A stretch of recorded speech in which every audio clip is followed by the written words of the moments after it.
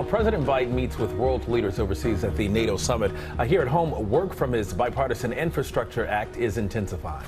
What infrastructure, you ask? Well, some 35,000 projects, including a big push to increase broadband access. And here to break it down for us is the president's senior advisor and infrastructure implementation coordinator, Mitch Landrieu. Thanks so much for being with us. Good to see you.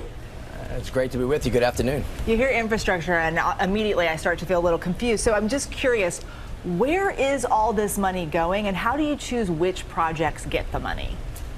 Well, first of all, this is part of the president's vision for the country. He said that he ran to rebuild the soul of the country, to unite America, and literally to rebuild the backbone of the country. And the idea behind Biden economics is to make sure that we invest in American people and we invest in things that actually create economic growth. And so we're a year and a half into this, a $1.2 trillion bill to rebuild the roads, the bridges, the airports, ports, waterways, high-speed internet across America so a little girl doesn't need to sit in the back of a mama's car trying to do her homework outside of McDonald's, clean air, clean water, and then a clean energy economy. So in the last 18 months, we've pushed $270 billion out. We have about 35,000 projects that are in some level of formation all across the country in all of those areas. And as the good economic news showed today, we have a strong economy.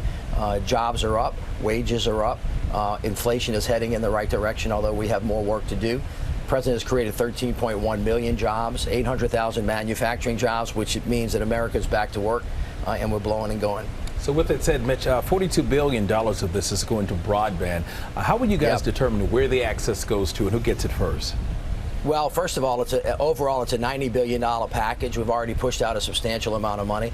Last week, as you've noted, the president made an announcement for what they call the broadband program. The idea is really simple.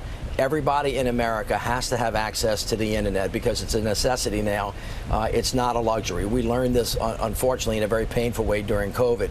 So what has happened is a lot of money has already gone out the door to the governors.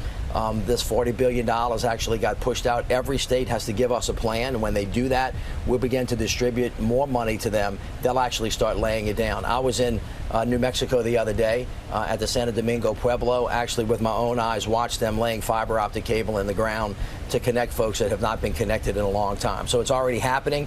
We have a lot of work to do, but we're going to get there before 2030. Let's talk about water because this is a big issue in a lot of areas, including your home state of Louisiana. Yeah. It feels like a daunting problem.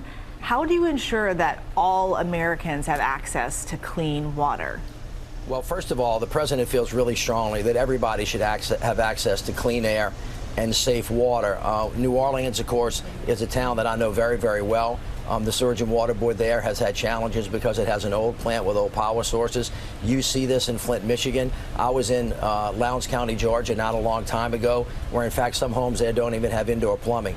So there's a substantial amount of money in this bill going through EPA to make sure we get this to the states. Again, the governors are going to be really important here because they are going to spend, along with the mayors, 90% of this money. But there are lots of different opportunities for local authorities like the ones in New Orleans or in Flint, Michigan to access this money and make sure people have access to it. One of the most compelling problems that we've talked about for a long time is lead in water, where our children are actually drinking water that's laced with lead from the lead pipes. And there's $15 billion in this bill to make sure that we clean that out all across the country. And we're going to continue to do that until we get there. All right, Mitch, let's talk about extreme weather events like catastrophic flooding, wildfires, you name it, and its impact on the infrastructure. What solutions do you have to address climate change? Well, first of all, between the bipartisan infrastructure law and the Inflation Reduction Act, this is the largest investment in climate that we've seen in the history of the world anywhere. And so it's important not only on water, too much water, but in some areas of the country, we don't have enough water. You see in the western states, the Hoover Dam, the water actually getting too low and not enough water for people to use. That is a result of climate as well. So we have actually an all-in approach where we're dealing with areas that don't have enough water. We're dealing with areas that have too much water. In areas where they don't have enough water, you have a concomitant problem of massive wildfire challenges. And so there's investments also in those areas so they can clean out the brush, make it less likely that the fires are going to occur. And then when they do, that the firefighters and the communities have what they need to fight it. So this is a really big problem. This is why we have to get after climate in a big way. It's why it's one of our #1 priorities. And as I said before, we can continue to work at it. But this is the largest investment in climate that we've seen in a long, long time. Mitch Landrieu, big job. Infrastructure covers a lot of things. Thanks so much for being here with us today. Thank you so much. We've got to go finish the job. Well, hey there, GMA fans. Robin Roberts here. Thanks for checking out our YouTube channel. Lots of great stuff here. So go on, click the subscribe button right over here to get more of awesome videos and content from GMA every day, anytime. We thank you for watching, and we'll see you in the morning on GMA.